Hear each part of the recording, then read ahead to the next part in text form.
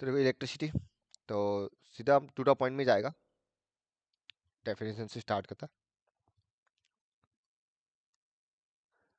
आई हो गया करंट का सिंबल, और आई क्या होता है, Q by T, where Q is the charge flow in time T. गुड आउट। तो कहने का मतलब ये है, व्हाट इज करंट, जे टी टाइम पीरियड में कितना चार्जेस फ्लो हो रहा है। अगर टी टाइम पीरियड में 10 चार्ज फ्लो हो रहा है तो वही मेरा करंट करंट है, ठीक है ना। तो टी टाइम पीरियड में कितना चार्जेस फ्लो हो रहा है वही हम लोग देख रहे हैं।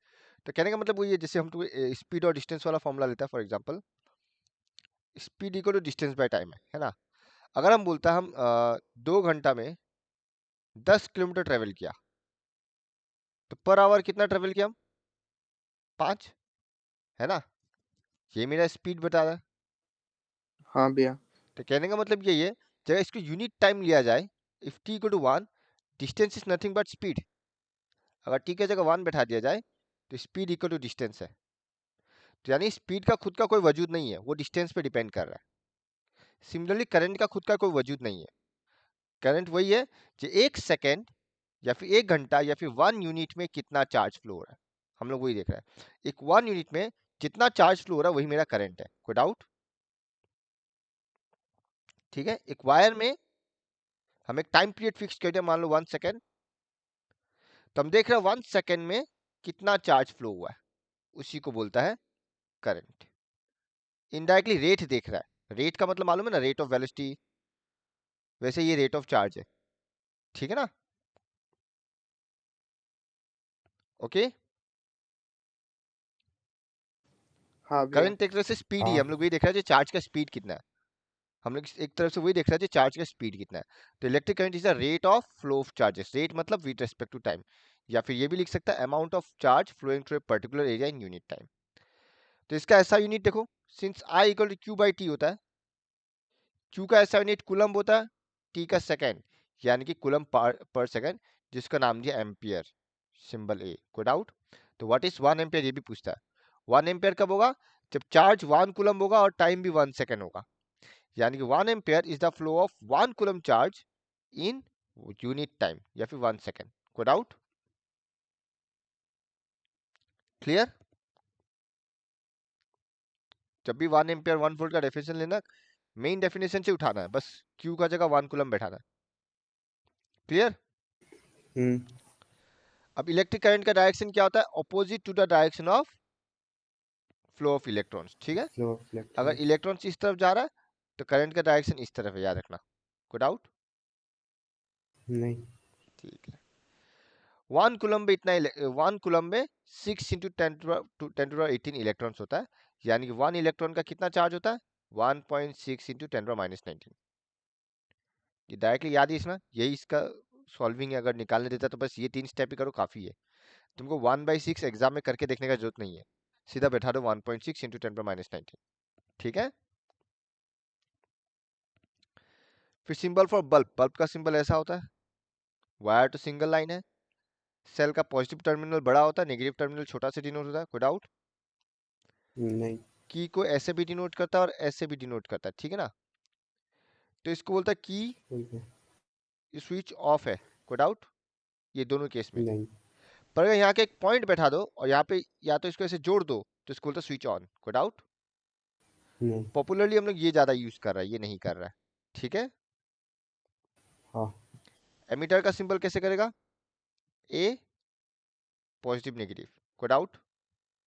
सिमिलरली नहीं। वोल्ट मीटर का क्या होगा, बीच में वी आ जाएगा। कोई डाउट? और गैल्वेनोमीटर का भी बीच में जी आ जाता है। डन? ओके। अच्छा, एक क्वेश्चन हम लोग किया था, किसी को याद है ये वाला, एमसीक्यू में कहाँ किया था, हमको एग्जैक्टली याद नहीं है, किया था। ये प्रैक्टिकल बेस्ड क्वेश्चन था, किसी को याद है ऐसा कुछ किया था? रीडिंग पूछ रहा था एग्जाम में, कितना रीडिंग है, लिस्ट काउंट और रीडिंग। याद नहीं है तो चलो बाद में देख ही लेगा हम लोग दोबारा पीवाईक्यू में। ठीक है। एरो मार्क क्या इंडिकेट कर रहा है, फ्लो ऑफ करंट। तो एरो मार्क कभी देना मत भूलना, एरो मार्क और उसका बगल में आई लिखना, ये इंडिकेट करे करंट उस डायरेक्शन में फ्लो हो रहा है। कोई डाउट? फिर आता है एमीटर। एमीटर क्या? It is a device which is used to measure electric current. Ammeter का इस्तेमाल क्या करता है? करंट को मेजर करने के लिए। ठीक है, इसको हमेशा हाँ सीरीज में कनेक्ट किया जाता है। क्यों किया जाता है बाद में मिल जाएगा। ठीक है, इसका रेजिस्टेंस भी काफी लो होना चाहिए। क्यों? सिंस इसमें से कंप्लीट करंट पास हो रहा है, अगर हम लोग को करंट मेजर करना है तो फुल अमाउंट ऑफ करंट इससे पास होना पड़ेगा, तो इसका रेजिस्टेंस काफी लो होना पड़ेगा ताकि ज्यादा से ज्यादा करंट पास हो। कोई डाउट?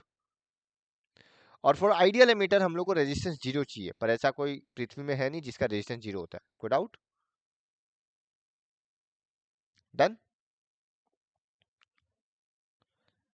अच्छा, एक और चीज, करंट हमेशा बैटरी का पॉजिटिव से निकल के एमीटर का पॉजिटिव में एंटर करता है। डन, ये याद रखना। Current flows from positive terminal of the cell to the positive terminal of ammeter. Clear? तो इसमें वही क्वेश्चन पूछा, which of the following is true. Circuit diagram में हम लोग को बस वही देखना है, जब पॉजिटिव टर्मिनल से निकल रहा है नहीं निकल रहा है। तो ऑप्शन बी में नहीं निकल रहा है, तो ऑप्शन बी ऐसे गलत। ए सी सी डी हो सकता है क्योंकि दोनों में पॉजिटिव से निकल रहा है, पर एंट्री देखो यहाँ पे नेगेटिव में एंटर कर रहा है ना, और यहाँ पे भी नेगेटिव में एंटर कर रहा है, तो ये दोनों गलत। तो बैटरी का ये बार बार हो क्या रहा है, बैटरी का पॉजिटिव से निकल के एमीटर का पॉजिटिव में एंटर कर रहा है। कोई डाउट? ठीक है, ये एक्सरसाइज में डायरेक्ट क्वेश्चन था जहाँ पे करंट का वैल्यू दिया हुआ था, टाइम दिया हुआ था, तुमको चार्ज निकालने दिया है। तो I equal to Q by T, तो what is Q? Q equal to I T. कोई डाउट? तुम लोग ऐसे भी याद रख सकता था जब हम लोग को आई टी क्यू पढ़ना है, तो I T equal to Q. इसमें कुछ समझाने लायक है? नहीं। तो हम ये स्किप करके आगे बढ़ता है, थ्योरी पार्ट है ये। सेम क्वेश्चन दे दिया हम, इस बार क्यू दे दिया और टाइम दे दिया, आई निकालने दिया, कहानी वही है। ठीक है, हाँ अब आता है electric potential and potential difference. सीधा टू द पॉइंट में ही आता है। It is defined as the amount of work done in bringing a unit positive charge from infinity to a point. कहने का मतलब ये, कहीं से बहुत दूर, पता नहीं कहाँ से, कहीं से आ रहा है, कहीं से एक पॉइंट तक लाने में जितना वर्क डन होता है उसी को बोलता है इलेक्ट्रिक पोटेंशियल। ठीक है, ओके। अब पोटेंशियल डिफरेंस निकालता है दो पॉइंट का बीच में, क्योंकि हम लोग का केमिकल बैटरी क्या बोलता है, बैटरी में एक पॉइंट से दूसरा पॉइंट में ट्रेवल करता है सर्किट डायग्राम में, तो हम लोग निकालेगा potential difference between two points. ठीक है, तो पोटेंशियल डिफरेंस क्यों नाम दिया वो भी हम बता देते रहो। मान लो कहीं इन्फिनिटी से एक चार्ज आया इस पॉइंट A1 तक, और एक और इन्फिनिटी से आया इस पॉइंट A2 तक, तो इसका इलेक्ट्रिक पोटेंशियल V1 है, इसका इलेक्ट्रिक पोटेंशियल V2 है। तो इस A1 और A2 का बीच का अगर निकालना है तो क्या करेगा, A1 और A2 का बीच का डिफरेंस निकालेगा, यानी कि V1 माइनस V2। तो इसी को बोलता है potential difference between two points. को डाउट? यानी कि अगर हम लोग A2 से A1 ले जाना है तो इस बीच जितना वर्क डन हुआ है उसी को बोलता है पोटेंशियल डिफरेंस। को डाउट? भैया रिपीट करो ना एक बार।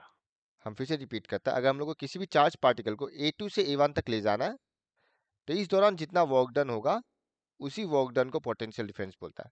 अब पोटेंशियल डिफरेंस क्यों नाम दिया वो हम इस हिसाब से समझाया, जब मान लो एक चार्ज को इन्फिनिटी से A1 पोजीशन तक लाया जिसका इलेक्ट्रिक पोटेंशियल V1 है, और एक चार्ज है जिसको इन्फिनिटी से A2 तक लाया जिसका पोटेंशियल डिफरेंस V2 है, तो A2 और A1 का बीच कितना होगा, V1 माइनस V2 तो करेगा। ठीक है ना, क्लियर? इसलिए बिटवीन टू पॉइंट का बीच में पोटेंशियल डिफरेंस। तो it is the amount of work done in moving 1 coulomb charge from one point to another. 1 coulomb charge क्यों लिया, देखो तुम Q का जगह 1C बैठाओ तो V इक्वल टू W आएगा नहीं आएगा, देखो। तो पोटेंशियल डिफरेंस क्या, वर्क डन है कब, जब 1 कूलम चार्ज को मूव किया जा रहा है। ठीक है, कोई डाउट? क्या हम आगे बढ़ सकता है?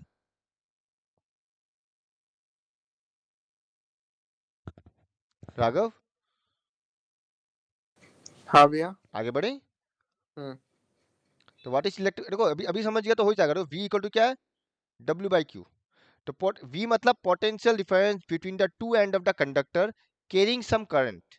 मतलब पोटेंशियल डिफरेंस क्या है, कंडक्टर का दो एंड के बीच का जिसमें कुछ करंट है, it is the work done in moving 1 coulomb charge from 1 point to another point. खत्म, ठीक है ना।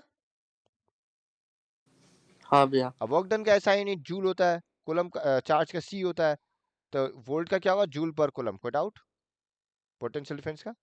बट इसको भी नाम दिया वोल्ट, वी से डिनोट किया गया। कोई डाउट? तो 1 वोल्ट, तो 1 वोल्ट कब होगा, जब 1 जूल वर्क डन होगा 1 कूलम में। तो देखो ऊपर वाला ही डेफिनेशन आने वाला है। देखो 1 volt is the potential difference between two end of the conductor carrying some current when 1 joule of work is done to move 1 coulomb charge from 1 point to another. कहानी सेम है, वहां था अमाउंट ऑफ वर्क डन, यहाँ आ गया 1 joule of work done. क्योंकि 1 volt निकालने के लिए ये 1/1 ही करना पड़ेगा, तभी 1 आएगा। कोई डाउट? क्लियर इतना तक? दिया प्राची, किसी को डाउट कुछ पूछना है तो पूछ सकता बीच में। क्लियर है? हेलो हाँ प्राची, हाँ भैया। ठीक है ना। डेफिनेशन याद कर लेना रे, इलेक्ट्रिसिटी खत्म करना। नेक्स्ट इलेक्ट्रिसिटी टेस्ट है तुम लोग का, इलेक्ट्रिसिटी एंड मैग्नेटिज्म। तो आज ये खत्म कर लेना, और जिसका मैग्नेटिज्म नहीं हुआ फटाफट करो टेस्ट देके। तुम लोग थोड़ी पढ़ा, हम एकदम छोटा छोटा चीज स्किप कर रहे, ये सब हम बताने नहीं जा रहा, हम खाली मेन कॉन्सेप्ट बताएगा और एक दो सम बताएगा। अब बता वोल्ट मीटर, वोल्ट मीटर क्या करता है, वो पोटेंशियल डिफरेंस को मेजर करता है, जो कितना पोटेंशियल डिफरेंस है। ओके, तो it is a device used to measure potential difference. It is always connected in parallel. क्यों पैरेलल में होता है लास्ट में देख लेगा। इसका रेजिस्टेंस हाई होता है, हम लोग ट्राई करता है कि इसमें से करंट पास ना हो। क्या करेगा इसमें करंट पास करके, हम लोग का इसका काम है खाली पोटेंशियल डिफरेंस को मेजर करना। तो इसमें करंट पास करवा के करना ही क्या है, कोई डाउट? तो इसका रेजिस्टेंस काफी हाई होना चाहिए ताकि इसमें से करंट पास ना हो। एंड फॉर आइडियल वोल्टमीटर हम लोग चाहता है रेजिस्टेंस इंफिनिटी हो, जो कि पॉसिबल नहीं है। कोई डाउट? एग्जांपल 12.2 ले लो, 11.2 ले लो, जैसा भी तुम लोग का बुक है, रैशनलाइज बुक हो।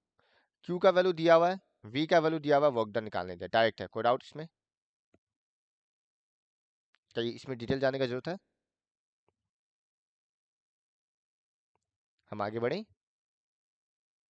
हाँ।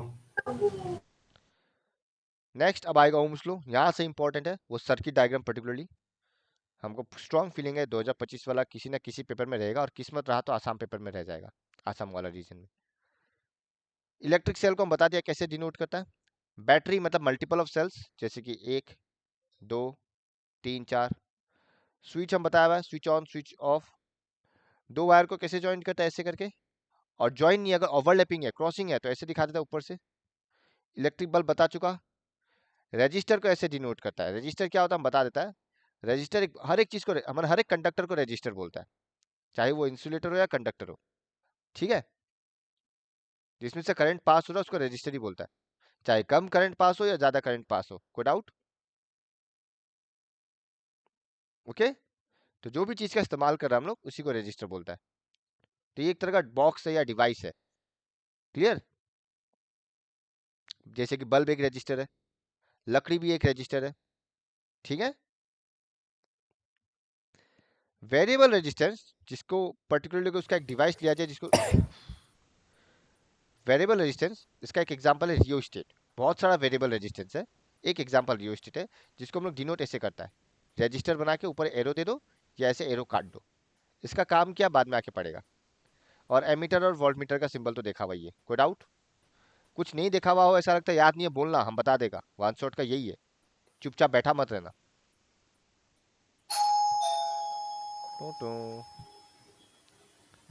अब ओम्स लॉ स्टार्ट करें। ओम्स लॉ क्या बताता है, वो बता रहा पोटेंशियल डिफरेंस और करंट का बीच का रिलेशन।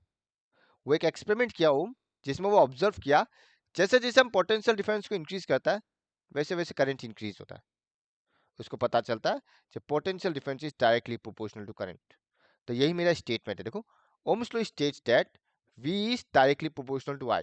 V मतलब potential difference between two end of the conductor is directly proportional to current flowing through it provided temperature remain constant। यानी कि तुम नॉर्थ पोल में चला जाओ वहां वेरी कर जाएगा, साउथ पोल में आ जाओ वेरी कर जाएगा, इक्वेटर के पास आओ वेरी कर जाएगा। कहने का मतलब वो है। तो जब तुम एक्सपेरिमेंट कंडक्ट कर रहा है तो टेम्परेचर सेम होना चाहिए। टेम्परेचर चेंज नहीं होना चाहिए। डन। मतलब फॉर एक एग्जांपल लेता है, मान लो तुम v equal to something, v का एक वैल्यू समथिंग लिया और एक i का एक समथिंग लिया, और v बाय आई तुम निकाला, कुछ वैल्यू मिल गया r। यही सेम v और सेम i के लिए अगर तुम कोई और जगह चला जाएगा जहां टेम्परेचर हाई या लो है, r का वैल्यू बदल जाएगा। कहने का मतलब ये है, तो तुम सेम v और सेम i लो, पर r का वैल्यू बदल जाएगा टेम्परेचर पे डिपेंड करके। कोई डाउट?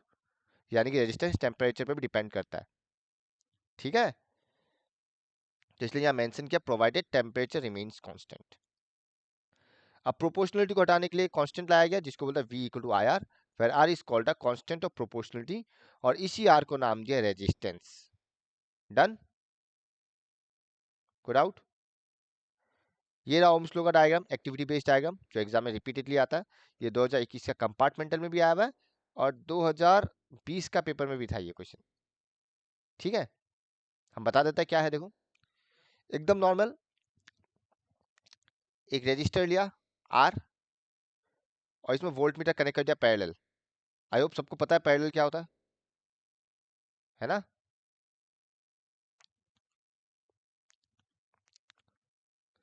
अब हम लोग का काम है इसमें बैटरी कनेक्ट करना। पहले हम एक बैटरी कनेक्ट किया, ओके, और इसका वैल्यू मेजर कर लिया। पहले हम सिर्फ एक बैटरी कनेक्ट किया और वैल्यू मेजर किया। फॉर एग्जांपल नीचे लिखा हुआ है, मान लो 5 वोल्ट का एक बैटरी लिया और करंट मेजर किया 2 एम्पियर आया। कोई प्रॉब्लम? ठीक है, उसके बाद हम क्या किया, हम एक और बैटरी कनेक्ट किया, 5 वोल्ट का 2, अब कितना हो गया 10 वोल्ट, और मेजर किया जाए 4 एम्पियर आया। कोई प्रॉब्लम किसी को यहाँ तक? तो कहने का मतलब है ये है, जब यहाँ पे एक लाइन बना दिया और ये डॉट डॉट से जोड़ दिया, ये डॉट डॉट क्या दर्शा रहा है, जब पहले ये कनेक्ट किया, बाद में सेकंड 5 वोल्ट कनेक्ट किया, उसका डॉट डॉट डॉट फिर जोड़ दिया, मतलब ये 2 कनेक्ट हुआ, फिर ये बाद में कनेक्ट हुआ, फिर डॉट डॉट दिया, मतलब 3 कनेक्ट हुआ, फिर बाद में ये कनेक्ट हुआ, और ऐसे करके फाइनली जोड़ दिया। मतलब ऐसे मल्टीपल बैटरीज कनेक्ट किया वन बाय वन। तो ये जो बीच में डॉट डॉट डॉट बनाया, ये दर्शा रहा है पहले सिर्फ ये कनेक्ट हुआ, बाद में ये 2 कनेक्ट हुआ, बाद में ये 3 कनेक्ट हुआ। कोई डाउट? क्लियर? तो जस्ट ये एक एक्स्ट्रा फीचर है जो तुम लोग इसमें ऐड करना है। तो नॉर्मल सर्किट डायग्राम है, बस एक बैटरी का जगह 4 या 5 बना देना और बीच में से डॉट डॉट डॉट दे देना। ठीक है, क्लियर? ठीक है राघव? हाँ भैया। तब देखो ऑब्जर्व करो, इन सारा केस में v बाय आई का जो रेशियो आया, प्रोवाइडेड टेम्परेचर इज कांस्टेंट, ये सेम आया, इसी को नाम दिया रेजिस्टेंस R। और इसका जो ग्राफ निकालता है वो straight line passing through origin. कोई डाउट? क्लियर? एग्जाम में जब वी आई ग्राफ बनाने देगा, जरूरी नहीं है तुम वैल्यू लो, सिंपली ये बनाना, ये वैल्यू तो ऊपर का एग्जाम्पल का बेस्ड में है, सिंपली ये बना देना, जहाँ पे मेंशन करना ये करंट है, ये पोटेंशियल डिफरेंस है। डन? कोई डाउट? तो as the current increases potential difference increases. अच्छा, स्लोप का कॉन्सेप्ट तुम लोगों को पता है नहीं पता, मैं बता देता। स्लोप क्या होता है, देखो स्लोप होता है Y axis divided by X axis, ठीक है ना? Okay, slope is nothing but the tangent of an angle made by the line with X axis, मतलब ये लाइन इस एक्स एक्सिस से जितना एंगल बनाया इसी को स्लोप बोलता है।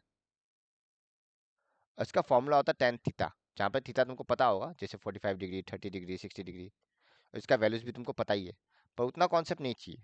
इसका एक और फॉर्मूला है Y axis divided by X axis, ठीक है ना? अब देखो, यहाँ कोई भी 2 पॉइंट उठा लो, मान लो v1 v2, तो इसका कॉरेस्पॉन्डिंग वैल्यूज, ये i1 ये i2, तो स्लोप कुछ नहीं होगा, जस्ट y एक्सिस का वैल्यू, y एक्सिस में क्या v है ना, तो v2 minus v1 by i2 minus i1, और कुछ नहीं, यही मेरा स्लोप है। यानी कि voltage by current which is r। तो slope of vi graph gives resistance, कहने का मतलब वही है, the slope of vi graph gives resistance. ये एग्जाम में याद रखना, ठीक है? भैया हाँ, ग्राफ एक बार फिर से समझाना। ग्राफ बनाना, हाँ। ग्राफ तो खाली पॉइंट्स प्लॉट करके बनाया, ये पॉइंट्स बैठा हो यहाँ पे, तुम ऑब्जर्व करेगा ये स्ट्रेट लाइन है पासिंग थ्रू ओरिजिन, खत्म, फिक्स है ये। ठीक है, अच्छा ठीक है।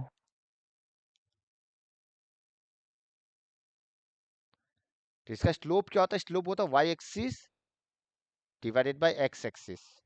वाई एक्सिस में वोल्टेज है, एक्स एक्सिस में करंट है, विच इज रेजिस्टेंस। को डाउट?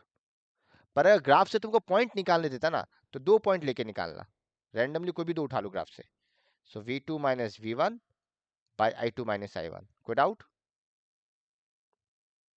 क्लियर? किसी को कोई प्रॉब्लम? जब वी आई ग्राफ का स्लोप r होता है। डन?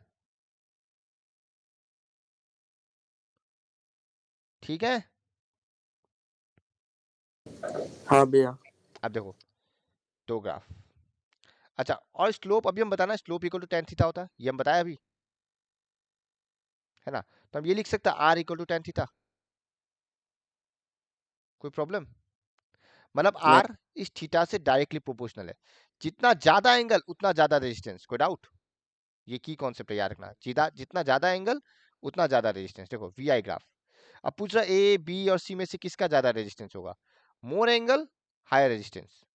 तो ए का ज्यादा एंगल है, ऑब्वियसली ए का ज्यादा स्लोप होगा, तो ज्यादा रेजिस्टेंस। सी का कम एंगल है, तो सी का कम रेजिस्टेंस। कोई डाउट? ओके, ये क्लियर है? हाँ भैया। पक्का? अब देखो v equal to I R, अच्छे से देखना। तो इसमें यहाँ आई क्या आएगा? v बाई आर आएगा। तो हम ये बोल वी सकते हैं भैया। आई और आर इनवर्सली प्रोपोर्शनल हुआ। हम्म। तो मतलब आई एंगल से भी तो इनवर्सली प्रोपोर्शनल होगा ना, बिकॉज आर और थीटा तो डायरेक्टली प्रोपोर्शनल है। यानी कि जिसमें करंट कम, जिसमें एंगल कम है उसमें करंट कम फ्लो होता है। डन? सॉरी, जिसमें एंगल कम है उसमें करंट ज्यादा फ्लो होता है, क्योंकि इनवर्सली प्रोपोर्शनल है। यानी कि हम ये बोल सकते हैं वायर सी में ज्यादा करंट फ्लो होगा, वायर ए में कम करंट फ्लो होगा। कोई डाउट? समझा? देखो आई सी आई बी आई ए, क्लियर? आगे बढ़े हम। हाँ हाँ भैया। अब एग्जाम में ऑब्वियस बात है ट्रिक खेल सकता है, वो लोग आई वी ग्राफ का जगह, सॉरी वी आई ग्राफ का जगह आई वी ग्राफ दे सकता है। तो यहां अगर तुम स्लोप निकालने जाएगा, आई हेट दिस।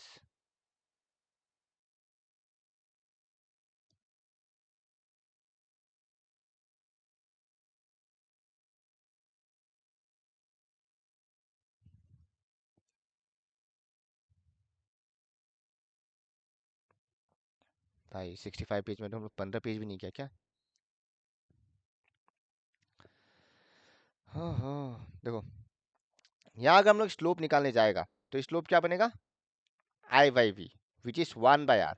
तो याद रखना आई बाई वी में 1 बाय आर हो जाता है, यानी कि इस केस में 1 by R is tan theta, यानी कि इसमें R inversely proportional to 1 by theta है।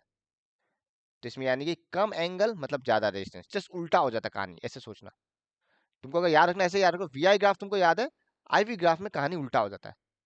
अगर वी आई ग्राफ में ज्यादा एंगल ज्यादा रेजिस्टेंस, तो आई वी ग्राफ में ठीक उल्टा हो जाता है, कम एंगल ज्यादा रेजिस्टेंस। कोई डाउट? तो ये पर्टिकुलरली तुमको ध्यान रखना है एग्जाम में, ध्यान रहेगा। ओके, आगे बढ़े हम। हाँ हाँ वो छोड़ो। तो what is resistance? It is the property of a conductor to resist flow of charges. तो हम लोग अभी अभी हम लोग पढ़ाई R is inversely proportional to current, मतलब जितना ज्यादा करंट उतना कम रेजिस्टेंस, जितना कम करंट उतना ज्यादा रेजिस्टेंस। तो रेजिस्टेंस क्या कर रहा है? करंट को ओपोज कर रहा है। This is the property of a conductor to resist flow of charges या फ्लो ऑफ करंट। को डाउट?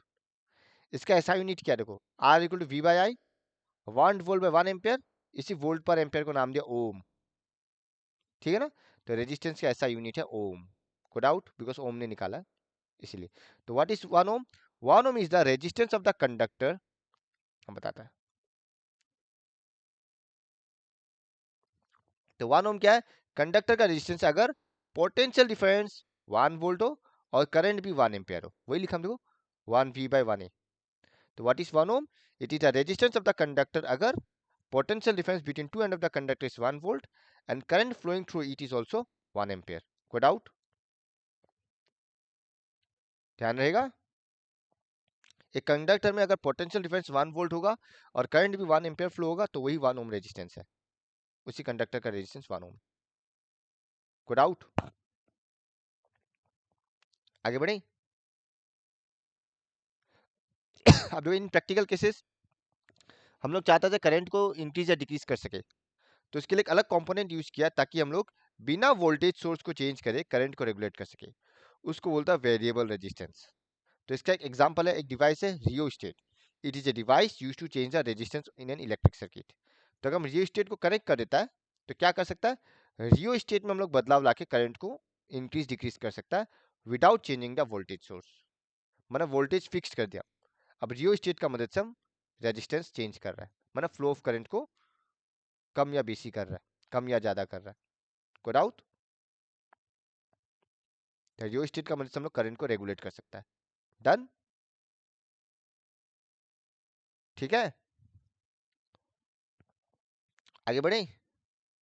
हाँ एक्टिविटी 12.2 ये बताता है डिफरेंट मेटल्स ऑफर्स और सोर्स डिफरेंट रेजिस्टेंस, मतलब बल्ब का रेजिस्टेंस अलग होगा, निक्रोम वायर का रेजिस्टेंस अलग होगा, ठीक है ना। तो nichrome offers high resistance to electrical conductivity, so it gets heated up and becomes red at high temperature. इसका बेस्ट एग्जांपल हम लोग का आयरन या फिर हम लोग का पानी गर्म करने वाला रॉड, तुम इसे खुला छोड़ो वो पूरा लाल हो जाएगा, है ना।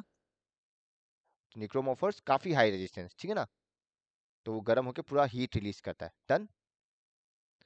हम लोग का बल्ब ऑब्वियस बात है वो भी हीटिंग इफेक्ट का वजह से ही है, तो इसमें जो फिलामेंट यूज होता है वो टंगस्टन मेटल से होता है, टंगस्टन मेटल से बनता है। तो टंगस्टन मेटल भी काफी हाई रेजिस्टेंस मेटल है एंड हेंस वो भी पूरा लाल होके, मतलब वो भी गर्म होके बल्ब ग्लो करता है। कोई डाउट? क्लियर? ओके, आगे बढ़े। हाँ हम इस टाइप का एक ही क्वेश्चन करवाता है, बाकी तुम लोग खुद से कर लेना प्रैक्टिस। नंबर 2 देखो, याद रखना इस टाइप का क्वेश्चन इंपॉर्टेंट एग्जाम के लिए, ये सब मत बोला जब हम छोड़ के आ गया भूल गया, हम रिपीटेडली करवाया, तो तुम लोग भी प्रैक्टिस करना ये सब questions. How does the resistance of the, आजकल चलो सब्जेक्टिव में देने का चांस कम है, एमसीक्यू में देने का चांसेस ज्यादा है, पर क्या पता दे दे सब्जेक्टिव में, कोई भरोसा नहीं है। How does the resistance of the conductor changes if the current flowing through it reduces to half. तो हम लोग मालूम है usually V equal to IR होता है। अब जो नया कंडीशन है वो देखता है, अगर करंट आधा हो जाता है दैट मींस I डैश मेरा क्या हो गया I/2 and potential difference double, मतलब V डैश क्या हो गया 2V। तो जो नया रेजिस्टेंस होगा R dash which is V dash by I dash, तो देखो जस्ट वैल्यू पुट किया, V डैश का जगह 2V, I डैश का जगह I/2, ये 2 ऊपर चला गया 4 और V का जगह हम IR बैठा दिया, तो I और I कट गया, देखो बचा 4R, यानी कि नया रेजिस्टेंस 4 टाइम्स हो गया, खत्म। ऐसे ही निकालना और लिखने का तरीका बिल्कुल यही है, ठीक है। कभी पूछता by what factor it changes, तो वो फैक्टर 4 है, ठीक है। कोई डाउट?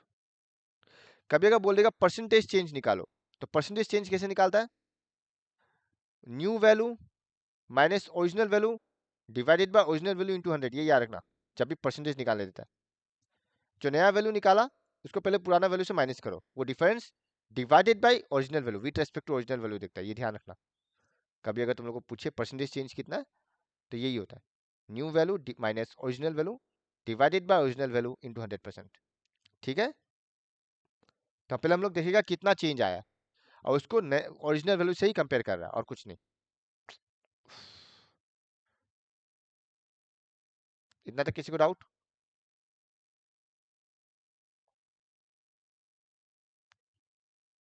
ठीक है, क्या हम आगे बढ़े। हाँ हाँ भैया। रजिस्टर के बारे में बता दिया तो उसमें ज्यादा कुछ खास नहीं बताएगा। Factors on which resistance of a conductor depends, पहला nature of the material, obviously पता है कॉपर वायर का रेजिस्टेंस अलग है, एल्यूमिनियम वायर का रेजिस्टेंस अलग है।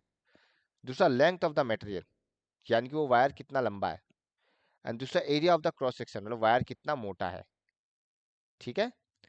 तो देखो R is directly proportional to L, मतलब जितना लंबा वायर उतना ज्यादा resistance, and R is inversely proportional to area of cross section, मतलब जितना मोटा वायर उतना कम रेजिस्टेंस, जितना पतला वायर उतना ज्यादा रेजिस्टेंस, कहने का मतलब वो है। तो जब कंबाइन किया हम लोग को फॉर्मूला मिला R equal to rho L by. What is rho? Rho is the constant of proportionality, जिसका नाम दिया है रेजिस्टिविटी या फिर स्पेसिफिक रेजिस्टेंस। तो स्पेसिफिक रेजिस्टेंस भी याद रखना, बिकॉज एग्जाम में पूछ सकता है डिफाइन स्पेसिफिक रेजिस्टेंस। इनडायरेक्टली तुमको रेजिस्टिविटी ही पूछ रहा है, ये ध्यान रखना। तो रेजिस्टिविटी और स्पेसिफिक रेजिस्टेंस सेम है दोनों। What is resistivity? अब तुम देखो, अगर एल का वैल्यू 1 मीटर हो, एरिया भी 1 मीटर स्क्वायर हो जाए, तो आर क्या हो जाएगा? उफ, हम लिटरली इरिटेट हो रहा है।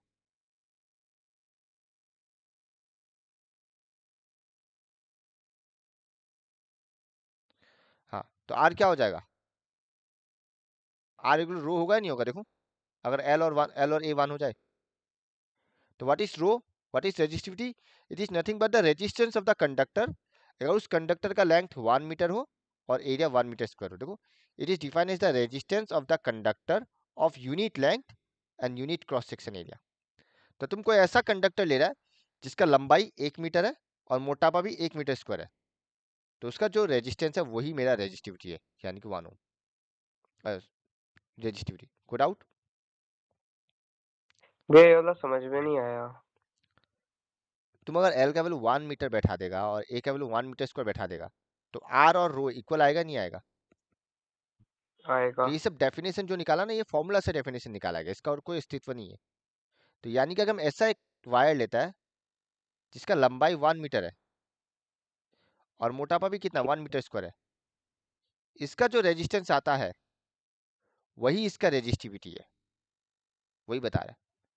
किसी भी कंडक्टर का अगर 1 मीटर लेंथ ले लो, अगर 1 metre square cross section area ले लो, उसका जो रेजिस्टेंस का वैल्यू है वही उसका रेजिस्टिविटी है। ठीक है? हाँ अब भैया। रेजिस्टिविटी इंट्रोड्यूस क्यों किया है ये हम बता देते हैं, पहले भी बताया हुआ है। देखो, हम लोग को मालूम है रेजिस्टेंस लेंथ पे डिपेंड करता है। यानी कि मान लो एक कॉपर वायर ले लो, उफ,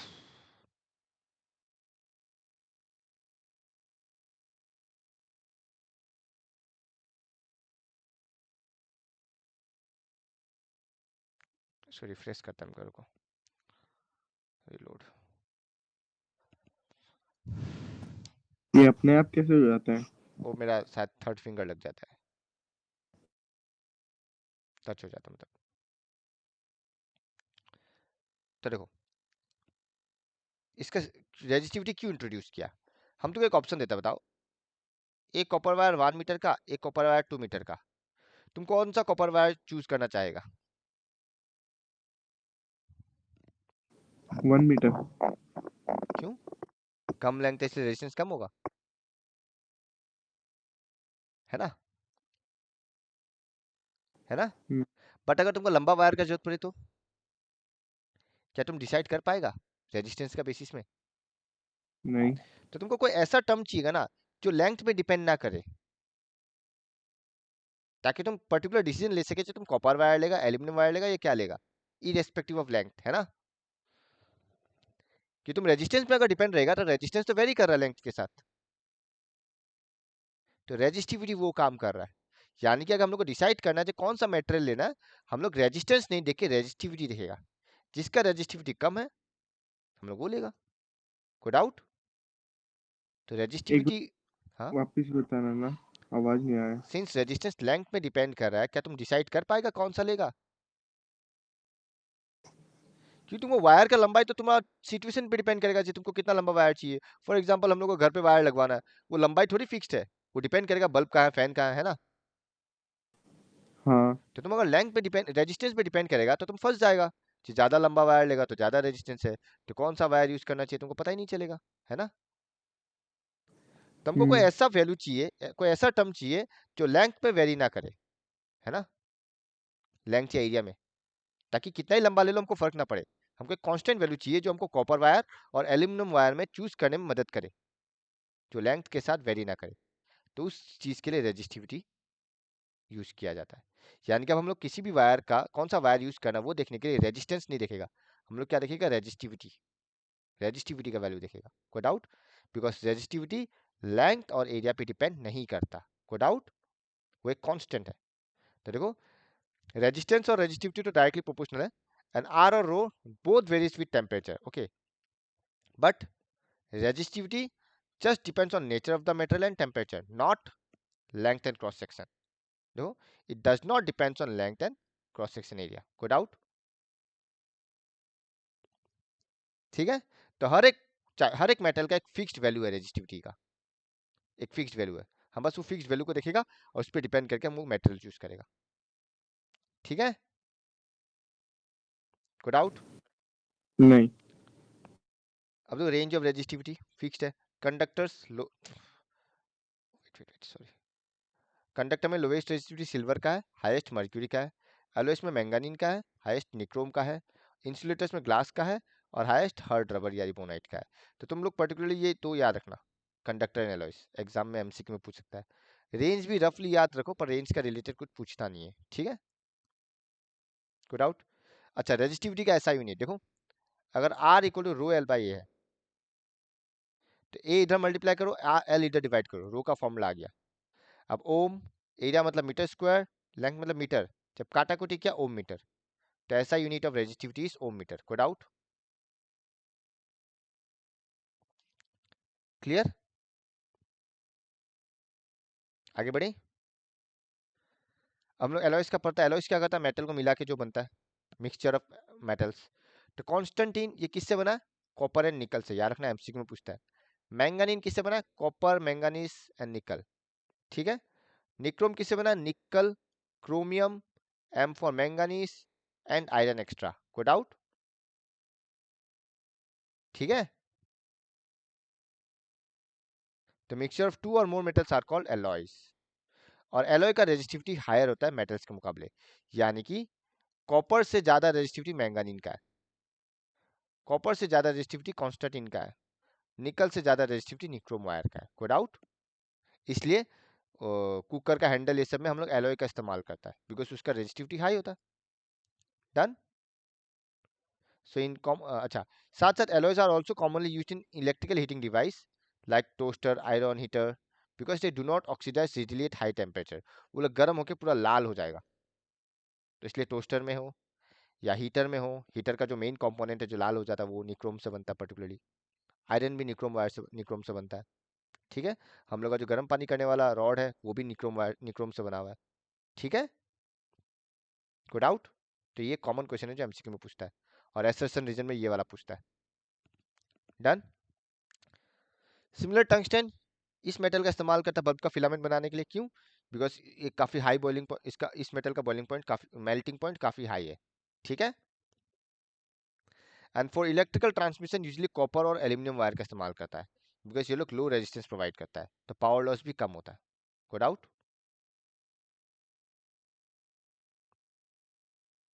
ठीक है, यहाँ तक क्लियर है सबको? हाँ. इस टाइप का क्वेश्चन देखो एग्जाम में आता है. एक सेकंड दो मेरा थोड़ा, एक सेकंड.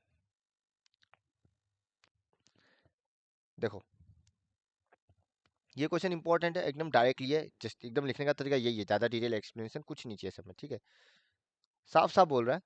इसका लेंथ ए है और एरिया ए है. इसमें जस्ट एरिया को ट्राइस कर दिया, मतलब एरिया इंक्रीज कर दिया, तो रेजिस्टेंस क्या होगा? घटेगा या बढ़ेगा?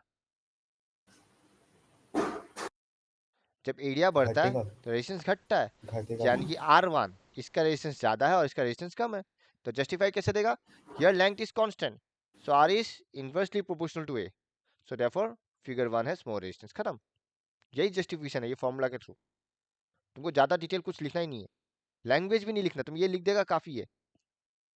तुम सीधा लिखना R1 has more resistance bracket में since R is proportional to 1 by, इतना भी चलेगा, तुमको 1 मार्क मिल गया, बिकॉज इसे 1 मार्क का ही आएगा. ब्रैकेट में भी लिखेगा ना तो भी मिल जाएगा मार्क्स.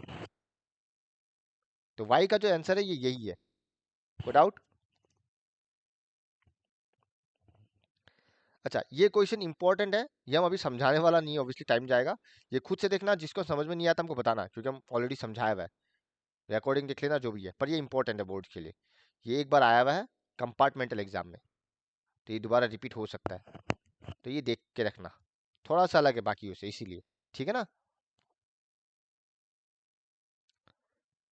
अच्छा, इस टाइप का क्वेश्चन वही कहानी है जैसे हम लोग V इक्वल टू IR वाला किया था, ये वही है. देखो अगर length of the wire is doubled, मतलब क्या है, मान लो we know that R equal to rho L by, अब नया लेंथ क्या डबल्ड, यानी कि L dash is twice L, then how does the resistance changes, मतलब इसमें एरिया चेंज नहीं किया गया, एरिया वही है, तो we know that R dash is rho L dash by A, क्योंकि एरिया चेंज नहीं हुआ है, एल डैश का जगह 2 एल बैठाया, 2 बाहर आ गया, तो rho L by A which is R, यानी कि ट्वाइस आर, तो रेजिस्टेंस बिकम डबल्ड।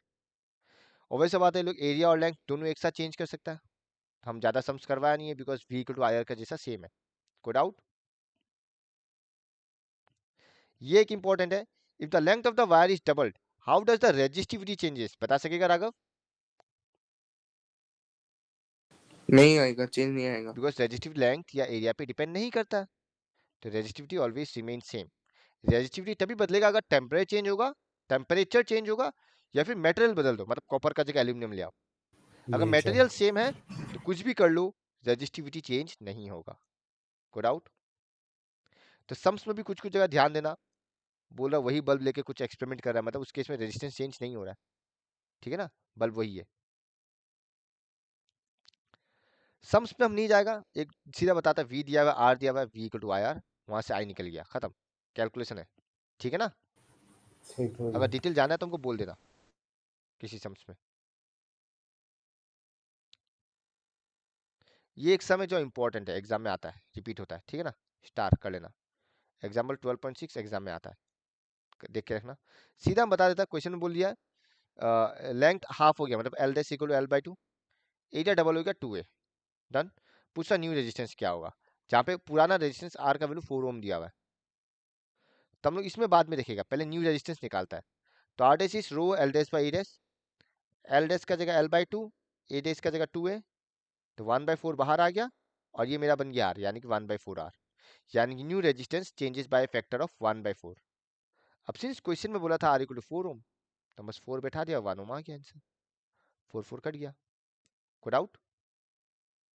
नहीं। पक्का? हाँ। 3 मार्क्स में आया था ये सब,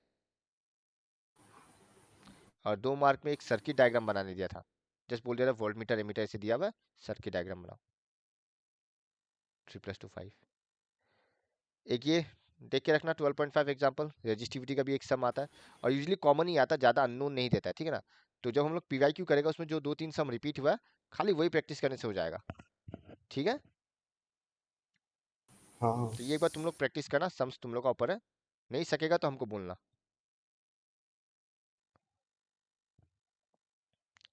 अब आता है सिस्टम ऑफ रजिस्टर, सीरीज या पैरेलल। सीरीज क्या होता है, जहाँ पे एक ही वायर में सारा रजिस्टर को कनेक्ट किया जा रहा है, मतलब एक ही वायर में फैन, एक ही वायर में बल्ब, एक ही वायर में फ्रीज, ठीक है ना? तो एक ही लाइन में सबको अगर कनेक्ट कर रहा है तुम, तो उसको बोलता है सीरीज कनेक्शन, कोई डाउट? ठीक है। और पैरेलल क्या होता है, जहाँ पे अलग अलग वायर, मतलब बल्ब के लिए अलग वायर निकाल लिया, फ्रीज के लिए अलग वायर निकाला, और फैन के लिए अलग वायर निकाला, डन, कोई डाउट? हम इसका एक और एग्जांपल लेते हैं जिससे शायद तुम लोग आसानी से समझ में आ जाए, वो उसको क्या बोलता है, जिससे मल्टीपल प्लग्स निकालता है? MCB। नहीं रे, हम लोग जो यूज करते हैं घर में,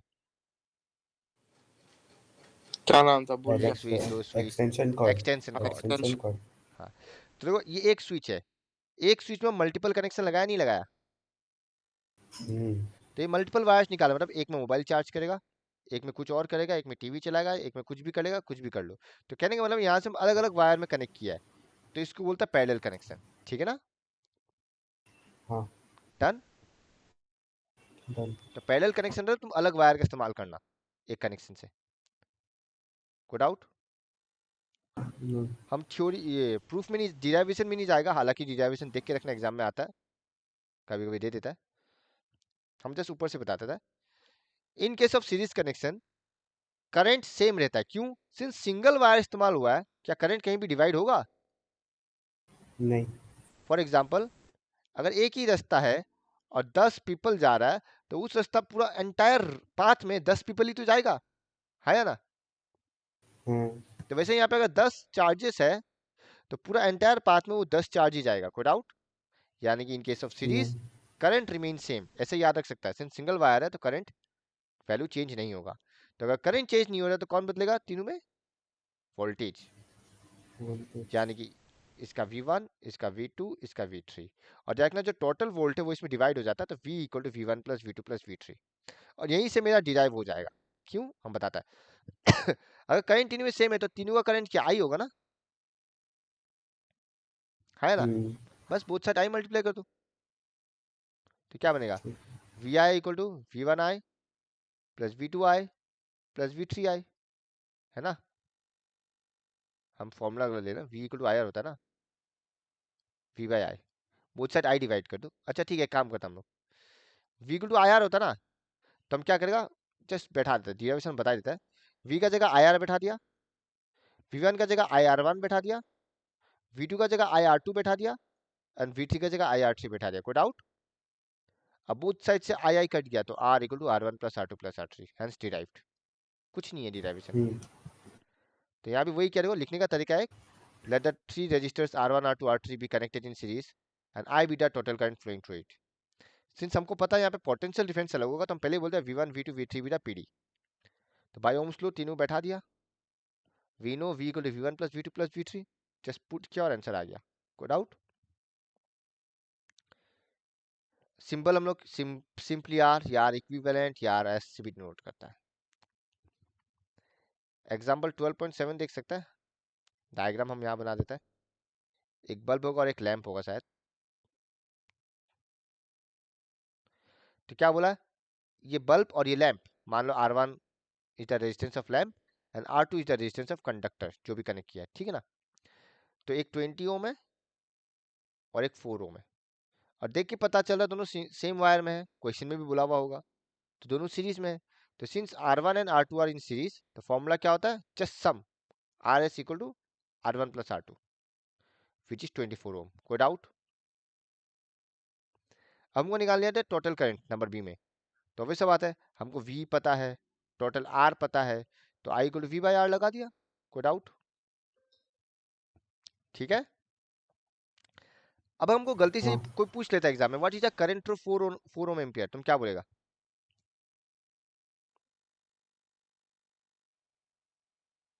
फोर ओम में कितना करंट पास हो रहा है, क्या बोलेगा?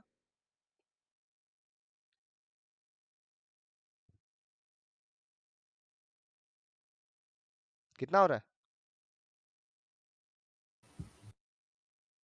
अरे अभी तो बताया सीरीज है, पूरा वायर में तो सेम करंट होगा ना,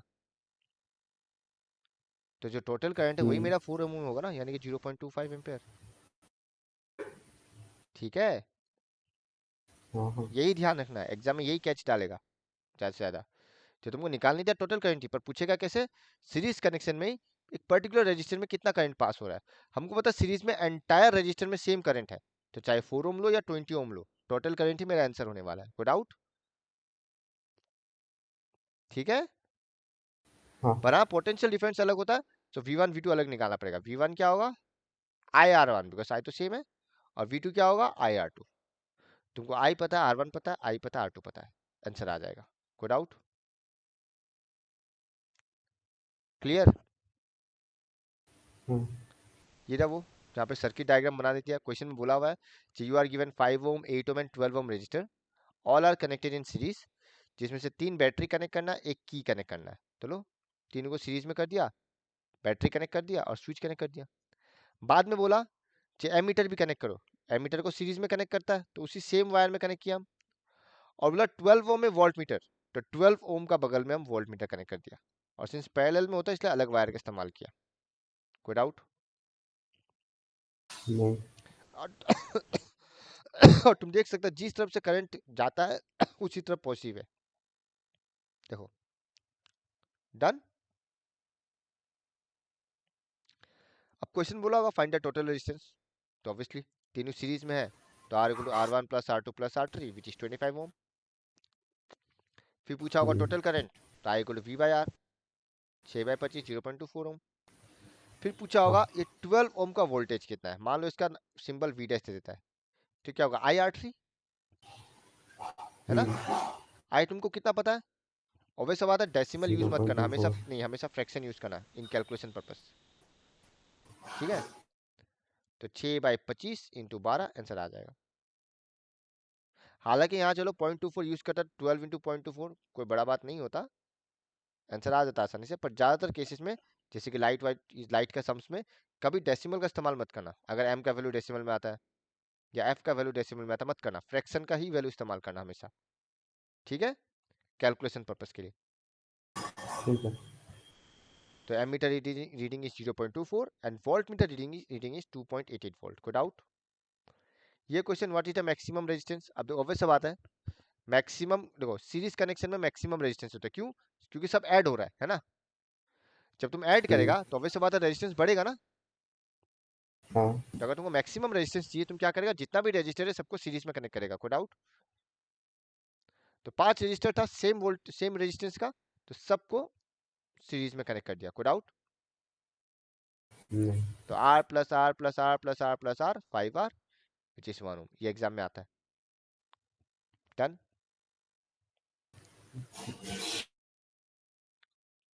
ये छोड़ो, ये स्किप करने लायक है। पैरेलल में देख सकता है, तीनों अलग अलग वायर में कनेक्ट किया है। डन। Done. अभी इस केस में सीन्स एक वायर से तीन अलग अलग वायर, तीन अलग अलग रास्ता बन रहा है, तो ऑब्वियस बात है करंट डिवाइड होगा, होगा। बिकॉज एक रास्ता से तीन रास्ता बनेगा और यहाँ 10 लोग हैं, 10 पीपल, तो ऑब्वियस बात है यहाँ पे 5 जाएगा, यहाँ कोई 3 जाएगा, यहाँ कोई 2 जाएगा। ऐसा तो नहीं है तीनों में 10 10 10 जाएगा, है ना। तो यानी कि in case of parallel current divide हो जाता है और वोल्टेज सेम रहता है। कोई डाउट? नहीं। पक्का? और इसका फॉर्मूला है 1/R is 1/R1 plus 1/R2 plus 1/R3। और जब भी रेसिप्रोकल को प्लस करता है तो हम लोग को मिनिमम रेजिस्टेंस मिलता है, यानी कि in case of series add हो रहा है सिंपली, इसलिए maximum resistance, but in case of parallel reciprocal का ऐड हो रहा है इसलिए मिनिमम रेजिस्टेंस। कोई डाउट? तो कभी मिनिमम बोलेगा तो तुमको पैरेलल में कनेक्ट करना है। कोई डाउट? डेफिनेशन वही है, इस बार I equal to I1 plus I2 plus I3 करेगा, और we know that I equal to क्या होता है, V बाई R। भाई और तुम बस रिप्लेस करो, V by R equal to V by R1 plus V by R2 plus V by R3। तुम देखो V कट रहा है और यही आ रहा है, तो कुछ नया डिराइवेशन कुछ खास टफ नहीं है, ठीक है ना। इंट्रोडक्शन वैसे लिखना, let the three resistors R1 R2 R3 be connected in parallel, I be the total current flowing through it and V be the potential difference, ये लिख देना, लिखा नहीं है। फिर I1 I2 I3 be the current flowing through each resistor, उसका we know that कहानी एक ही है। कोई डाउट? तो मेन कहानी ये है, कुछ खास टफ नहीं है डिराइवेशन। डन। डन। ये एक सम आया था, पहले ही हम लोग को करंट निकालने दिया, बोला current find the current through each resistor, मतलब I1 I2 I3।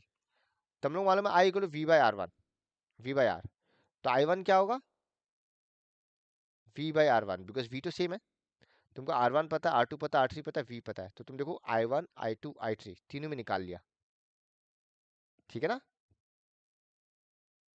कोई डाउट? राघव? नहीं भैया।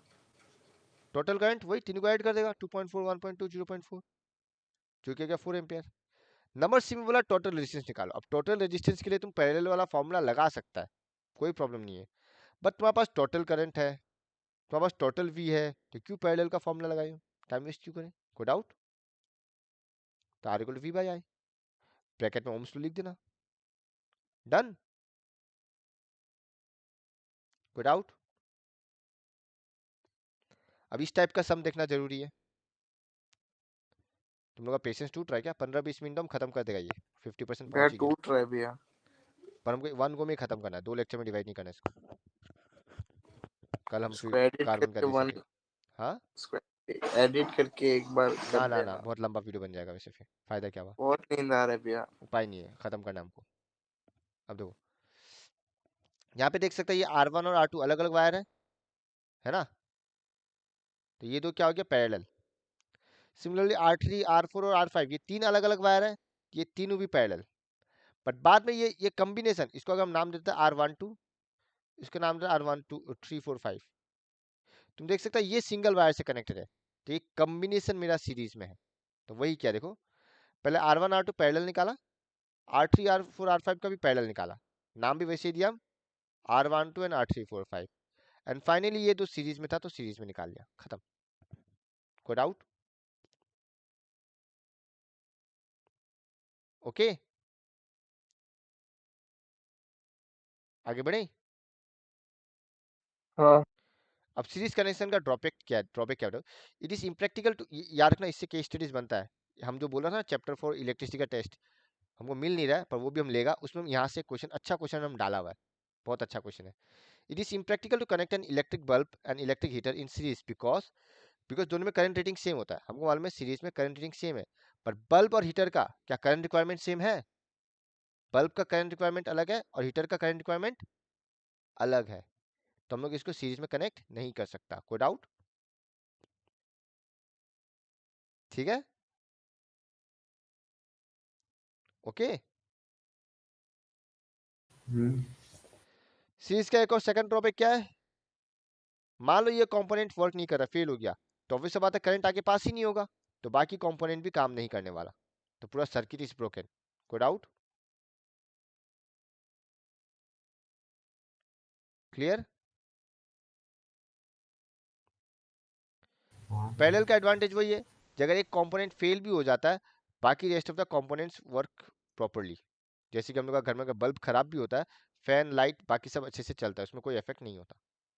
सिमिलरली पैरेलल कनेक्शन का सेकंड एडवांटेज ये है कि हम लोग को मालूम है अलग पैरेलल में अलग अलग करंट रिक्वायरमेंट पॉसिबल है, पैरेलल में अलग अलग करंट रिक्वायरमेंट पॉसिबल है, तो एनहेंस हम लोग अलग अलग गैजेट्स को, अलग अलग इक्विपमेंट्स को पैरेलल में कनेक्ट कर सकता है। कोई डाउट?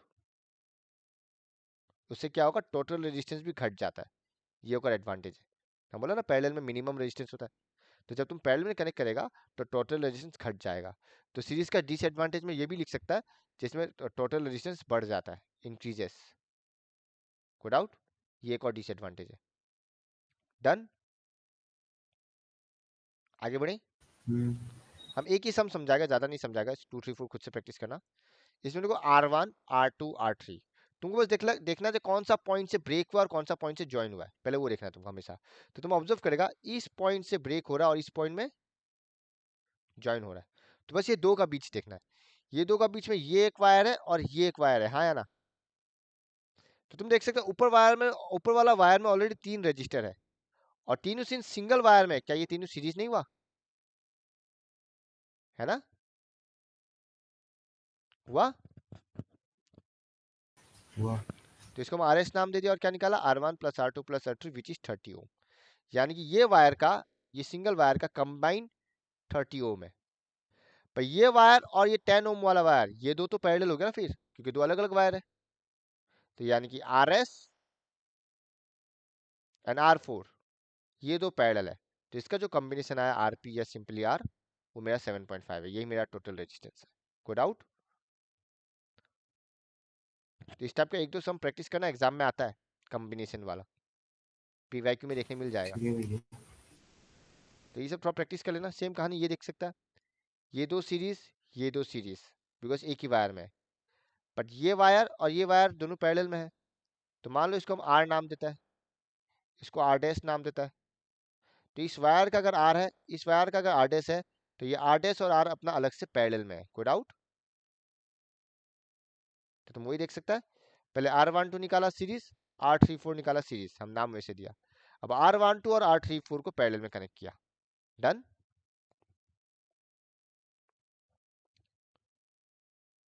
इसको स्किप कर सकता है, 4 को नहीं चाहिए, और 5 को भी स्किप कर सकता है। ठीक है, ये 1 का ये देख लेना, इंपॉर्टेंट है, एग्जाम में आता है। 1 का भी देखना इंपॉर्टेंट है, ये स्किप कर सकते हैं एक बार हम।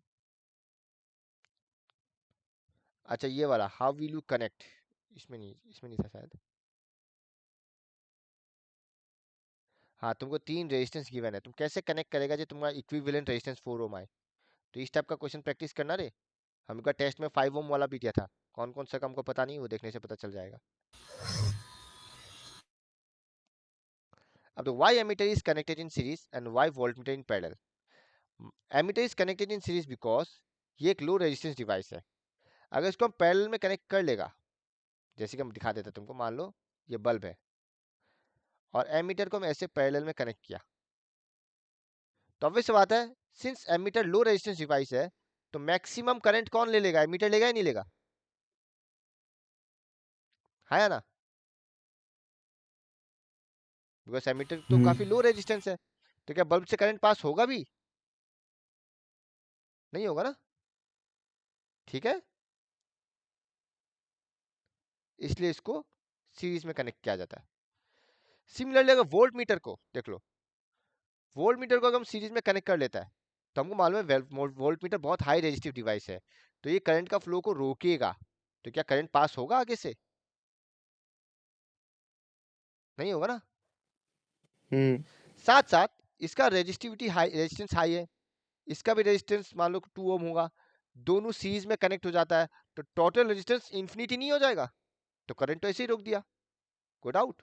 तो देखो, if it is connected in series it would increase the equivalent resistance and no current will flow through the circuit, good out।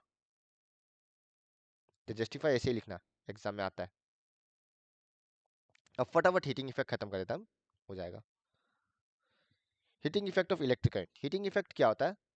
Current का जैसे करंट का वजह से मैग्नेटिक इफेक्ट पड़ा, वैसे हीटिंग इफेक्ट है, मतलब करंट का वजह से हीट जनरेट होता है। हम लोग ऑलरेडी देख चुका है टोस्टर, हीटर, पानी गर्म करने वाला रॉड, वो सब हीटिंग इफेक्ट का ही है। मतलब जब करंट प्योरली सॉरी जब सर्किट प्योरली रेजिस्टिव हो, तो जब करंट पास नहीं हो पाता है तो वो हीट का फॉर्म में रिलीज करता है। तुम देखा होगा हम लोग का फैन गर्म हो जाता है, बल्ब गर्म हो जाता है, होता ना, क्यों? बिकॉज उस समय एनर्जी हीट का फॉर्म में रिलीज हो रहा होता है, तो उसी को बोलता है heating effect of electric current, ठीक है ना। तो इनिशियली ये नुकसानदायक था, बट बाद में इसी को एडवांटेज बनाया, जैसे कि इलेक्ट्रिक आयरन आ गया, इलेक्ट्रिक हीटर आ गया, टोस्टर आ गया, ठीक है, गुड आउट। नहीं। तो ये नॉर्मल डायरेक्ट फॉर्मूला बेस्ड हम सीधा बता देता, देखो W को वी क्यू होता है, तो पावर W बाई टी होता है, वर्क डन बाई टाइम, तो वी क्यू बाई टी, पर क्यू बाई टी मेरा क्या होता है, आई होता है, इसलिए power equal to V I, ये यहाँ से आएगा formula P equal to V I. बाकी दो फॉर्मूला यहाँ से डिराइव हो जाएगा, कैसे? हम वी का जगह आई आर बैठा देता है, तो ये बन गया आई स्क्वायर आर, या फिर वी का जगह हम क्या बैठा देगा, आई का जगह बैठा देगा वी बाई आर, तो भी बन गया वी स्क्वायर बाई आर। देखो, यानी कि बाकी दो फॉर्मूला यहीं से डिराइव हो गया, अगर तुमको एक याद है, पी इक्वल टू वी आई, ठीक है। अब वो एक चीज बताओ, सीरीज में करंट कांस्टेंट है या पैरेलल में? किसमें करंट कांस्टेंट है? सीरीज। है ना, ठीक है, चलो। सिमिलरली हीट भी क्या होता है, power into time. Obviously heat क्या, वर्क डन ही है, एक तरह से एनर्जी है ना, तो heat is power into time. तो वही पावर अगर वी आई है तो वी आई टी, पावर अगर वी स्क्वायर बाय आर है तो V square by R T, और पावर अगर आई स्क्वायर आ रहा है तो आई स्क्वायर टी।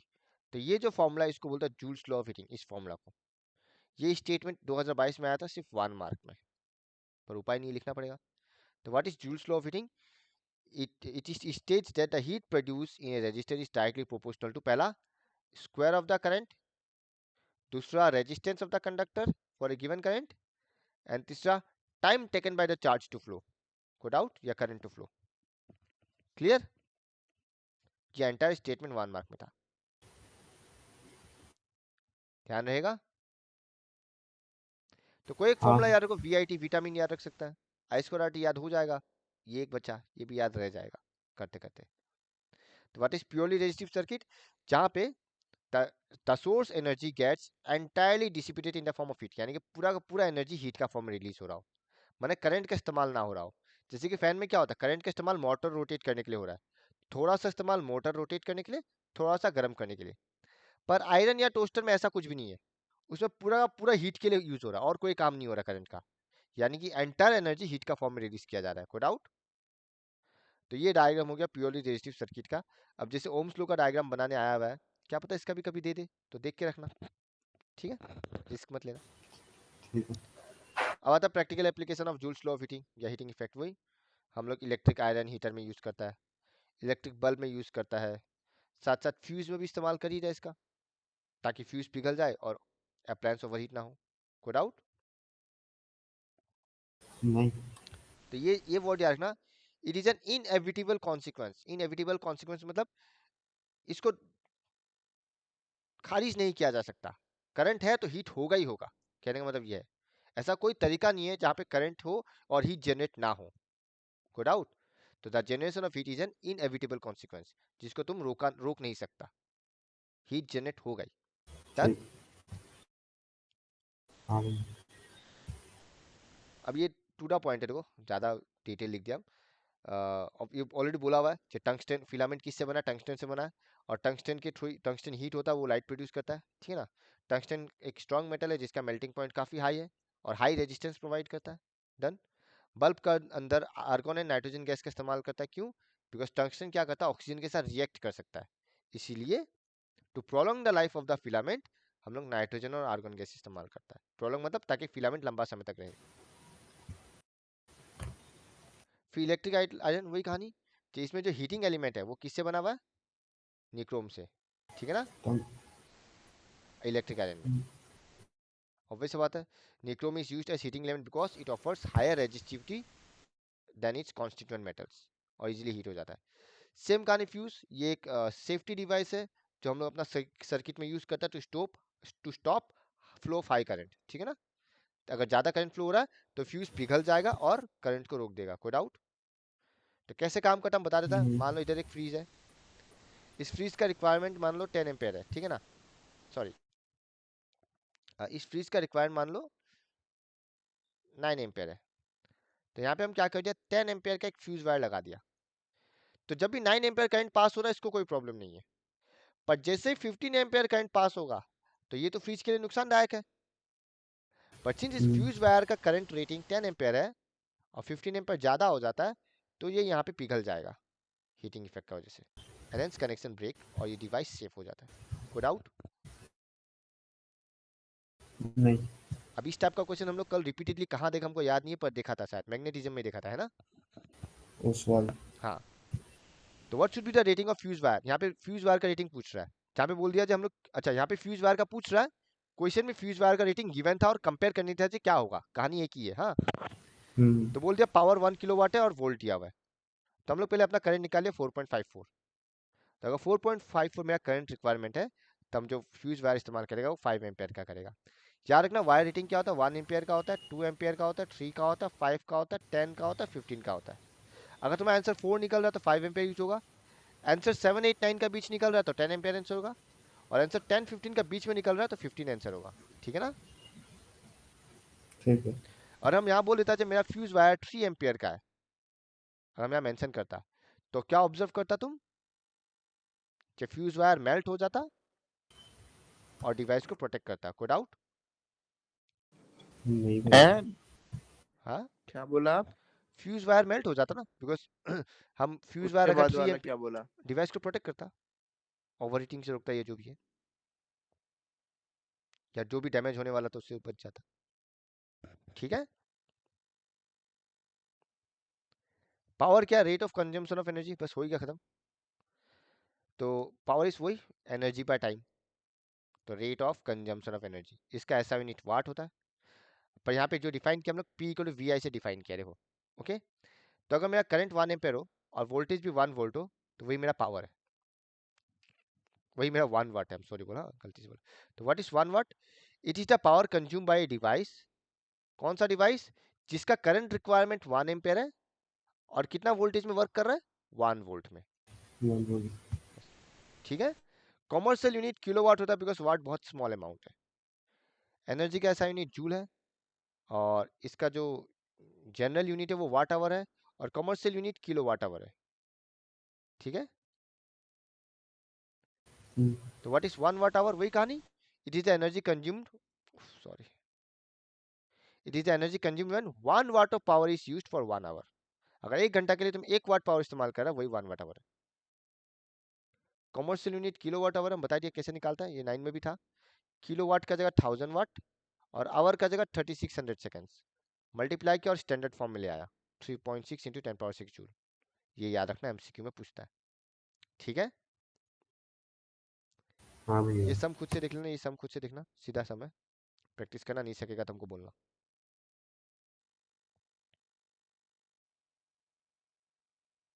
हाँ बस इतना ही इसमें खत्म, कोई डाउट? ठीक है ना राघव? नहीं। कल राघव एक बार आप ओसवाल करवा देना ना इलेक्ट्रिसिटी का। तो खुद से करो, बोसवाल हम क्या करवाएगा। अरे कल मैग्नेटिज्म का करवाया था ना, तो वैसे मैग्नेटिज्म समझा। करवाया बिकॉज उसमें कॉन्सेप्ट बेस्ड था, ओसवाल थ्योरी या सम्स बेस्ड है। करना, जो नहीं सकेगा हमको पूछना, कल हम ठीक है, कार्बन का करवाएगा। वन शॉट हाँ ठीक है